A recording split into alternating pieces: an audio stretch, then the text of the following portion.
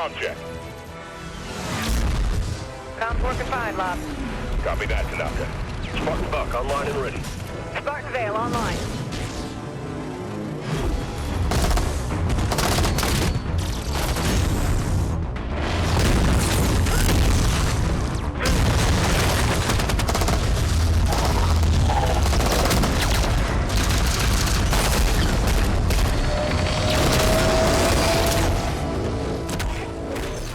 Hey guys, LevelCap here. Today we're going to be talking about the Halo 5 single player and just how flippin' awesome it is. These cutscenes are amazing. Not too realistic though, because it doesn't portray where the Spartans fit their gigantic balls in that battle armor. Or ovaries, I guess. There are some female Spartans this time around. Now, normally speaking, I like to focus on PC shooters, competitive multiplayer PC shooters on my channel. And now I'm talking about a single player for a console-only game right now. And I'm doing so because it is so freaking good. Normally, I don't play single-player campaigns. I never finished the Battlefield 3 single-player campaign. I only finished the Battlefield 4 one because it gave you gun unlocks. And I don't even play some of the better-rated single-player games because I'm just very picky. I get bored very easily by bad writing or bad game design where it just takes me out of the gameplay for too long. But Halo is just my speed. Halo 5 especially. The visuals are over-the-top, amazingly gorgeous. They throw tons of just ridiculously large robots at you. The writing is fun. The story keeps you kind of guessing throughout it. You get to switch up your characters. And you're also not just the lone super soldier this time around. You've got a squad of 3 other Spartans that come with you and can fight along your side. Also, you can play co-op and your friends can take the place of those Spartans as well, which is freaking awesome. I mean, I just love well-designed co-op single-player games. The story is told from 2 different viewpoints. You get to play missions as Master Chief, given sort of cryptic messages from Cortana running around the galaxy on a lot of different varied missions. And then you also get to play as Spartan Locke with his elite crew of Spartans, and your mission is essentially to track down Master Chief and figure out what the heck's been going on with him because he's kind of gone AWOL. And it's a cool way to tell the story because you have 2 entirely different viewpoints that are trying their hardest to do the exact opposite thing, and each person is totally justified in their actions. And so as you get further and further along in the story, more things will become clear, and it's actually pretty fun. I mean, the story's kind of crazy, as it usually is in Halo, but that can be fun. And even if you're not crazy about the story, the action itself is really great. The enemy AI is awesome. You spend a lot of time fighting against the Forerunner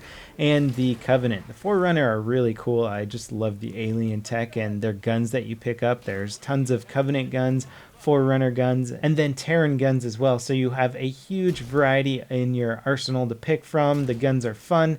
The aiming down sight mechanism, which I know a lot of people were kind of concerned about initially, I feel like fits into the game perfectly. You don't get any sort of benefits in terms of your aiming accuracy. It just allows you to be a little bit more precise because you're physically zooming in so you can see things better. And it's really a brilliant solution to bring Halo into the modern shooter design and still not upset old school fans of the game because they don't want to be at a disadvantage if they prefer just hip firing their assault rifle, because you're going to have the exact same accuracy capabilities.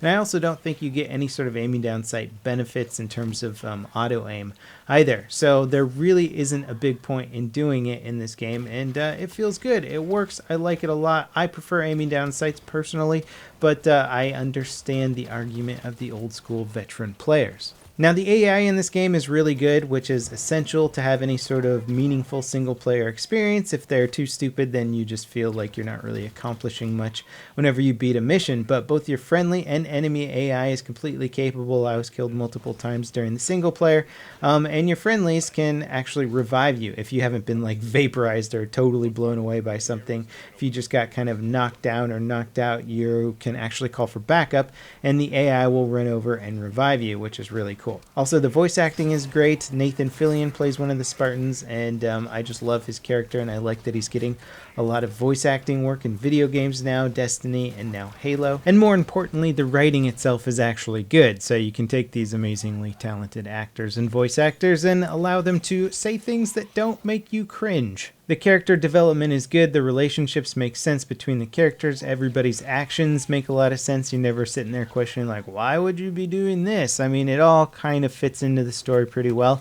And the storyline itself actually deals with some really cool, relevant concepts. That's my favorite thing about sci-fi, is when they actually take this sort of totally fantastical world where the universe could be destroyed at any moment, but they still have concepts in it that you can relate to everyday life that we're dealing with right now. And AI is a big part of the storyline and the sort of philosophy of it. So I really like that aspect to it. It's not just purely fantastical, it's things that you can relate to. Now, artistically, this is probably one of the best looking console games I've played. It definitely has that Halo style to it where the environment isn't overly cluttered. Things are kind of neat and well designed and sort of feel a little bit more packaged, but things do change up depending on what world you're fighting on. Are you fighting on a Covenant base? Are you fighting on a human world?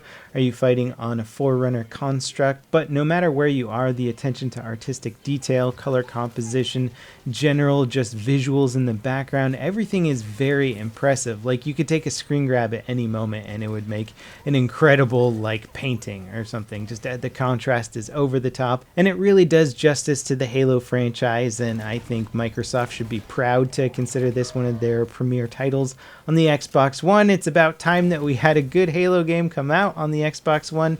The unfortunate debacle with the Master Chief Collection really didn't make a lot of people happy, myself included. And although I can't say that Halo 5 makes up for the Master Chief Collection, I will say that it is probably one of my favorite console games of the year so far, and I just freaking wish it was on PC, because I love the multiplayer on Halo, and I would play the heck out of that if it was only on PC. But on that note, there was an indication that they might actually be working on a PC version of Halo. It's not confirmed, of course, but if there was a PC version of Halo, I just know that myself and pretty much every other first-person shooter gamer that I know and game with would be all about getting this game and playing the heck out of it. So I hope Microsoft really capitalizes on a market that is there, and it's theirs for the taking. Now, the next thing I want to say could be considered a little bit of a spoiler, but I wouldn't put it in the video if I thought I was going to ruin the single-player experience for you. And it's mostly just that from the trailers that I saw for Halo 5, it looked like they're trying to create a very dramatic, finalized storyline campaign. And although there's plenty of drama and intense situations, they by no means concluded the storyline for Halo. In fact, it almost feels like this is like the beginning of like some epic saga that's about to happen now. So I like that they're not trying to make it a conclusive storyline. They're saying, hey, we're going to keep going with the Halo franchise, and things are just getting started.